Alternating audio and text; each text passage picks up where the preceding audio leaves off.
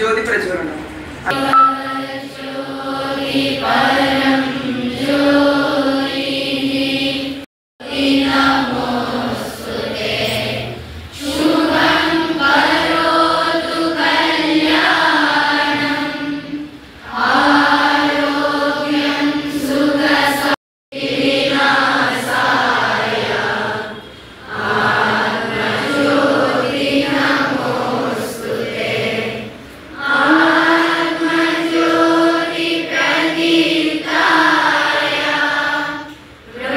వర్షఋతువు భాద్రపద మాసం కృష్ణపక్షం నవమి తిథి పునర్వసు నక్షత్రం బృహస్పతి వాసక సర్వే జన సుఖినో భవంతు.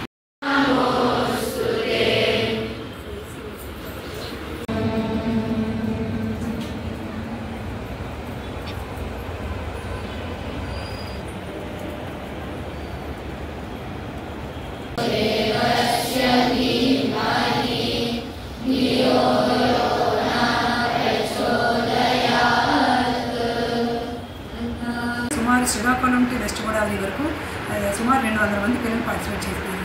దీంట్లో శిశువు బాల కిషోర్ అని 3 వర్గాలు ఉంటాయి. శిశువు వర్గం అంటే 4th and 5th క్లాస్, బాల వర్గం అంటే 6th, 7th, 8th, and Kishore వర్గం అంటే 9th and 10th class participate చేస్తారు. దీంట్లో సైన్స్, వేదిక్ మ్యాథ్స్ అండ్ సంస్కృతి మన కళలకి సంబంధించిన ఈ విషయాలన్నీ కూడా దీంట్లో ప్రజెంట్ చేస్తారు.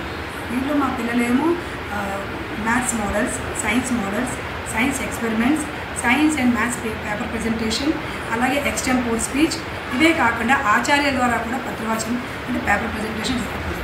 దీంతోపాటు మన సంస్కృతి, మన సంప్రదాయాలను పరిరక్షించాలని ఫోక్ డ్యాన్సెస్ కూడా, లోక నృత్యాలు కూడా మన దాంట్లో జరుగుతాయి.